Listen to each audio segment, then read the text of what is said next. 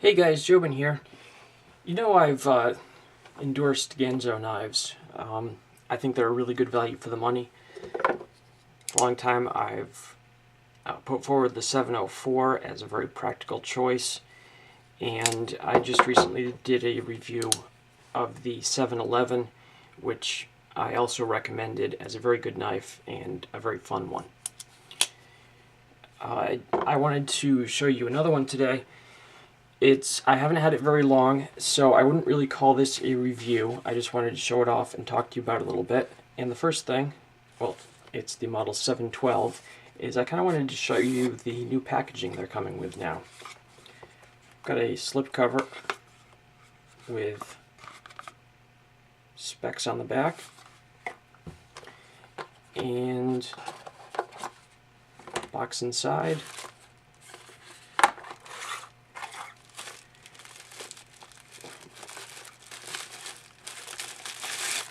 With a pouch and plastic bag, which is kind of interesting. They seem to be using these on, like I said, obviously this one, the 712, and also the 713. The 711, which also came out quite recently, is still coming in the standard Ganzo cardboard brown box that their stuff has been coming in for a while. But they do seem to be sort of fancying up a little bit.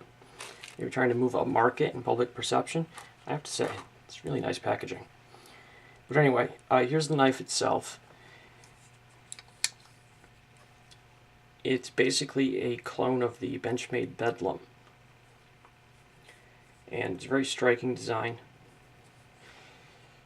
Fairly long blade with a extremely acute point, upswept tip, sort of slightly Persian styling.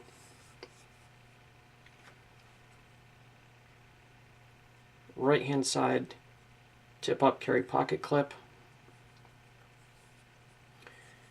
G10 handles, quite a bit of handle room, feels very spacious.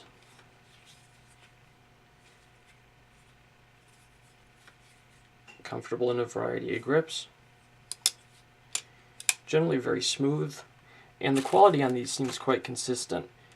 Of the 10 I initially purchased to sell on my website, just to try out, this is actually probably the worst of the lot, which is basically why it's now mine. And the flaw in this one should be visible on camera right now, though you may or may not have noticed it. It's not quite sure how visible it is just looking through the viewfinder here right now, but if I move closer, right there. It's almost like somebody slipped through the tool they were doing the texturing on the handle with, and there's sort of a little crease there that's just not supposed to be there. But that's pretty much it.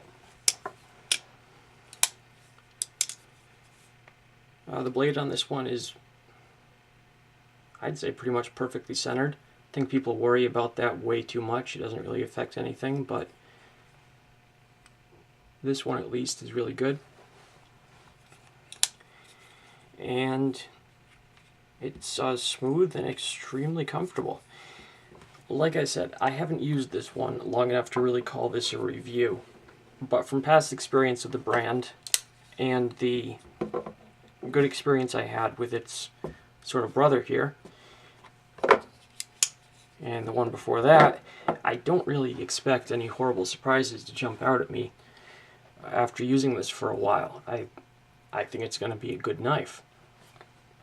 So if it's something that you're interested in, I suggest you check it out, because it's a really good value for the money. Alright guys, I thank you very much for watching, and as always say, remember where your knife is.